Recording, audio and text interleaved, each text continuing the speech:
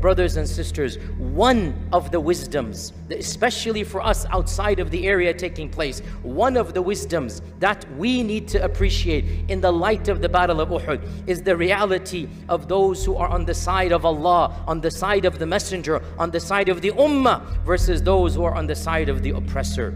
It is now time to call out, to name and shame. It is now time to see the reality. Who is speaking in defense of the people that are being killed, and whose silence is loud and deafening. Whose silence is loud and deafening. It is now time to call out those people who are, instead of siding with the oppressed, they're jumping over them and wanting to establish ties with the apartheid regime. They want to establish relationships with the very oppressors and turn their backs upon a cause that was one of the most important causes of the Ummah. For 80 years, the Ummah had been united. For 80 years, the Muslim and the Fasiq, the one who was practicing and even the one who was not practicing, the entire Ummah had been united, that this cause is a cause that is deep to our hearts. Only in the last few years has the rhetoric changed, and we've seen groups of people, they want to normalize with the oppressor. They want to turn their backs on the oppressed. Wallahi, this is a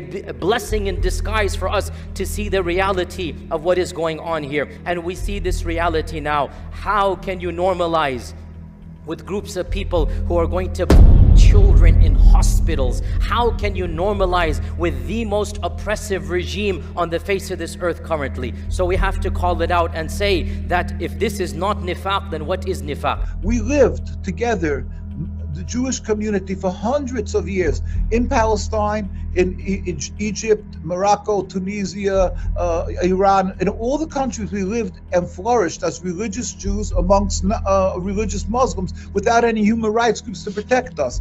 We always lived together. We babysat each other's children, even though we have a distinctly different religion. And it was never a cause of animosity.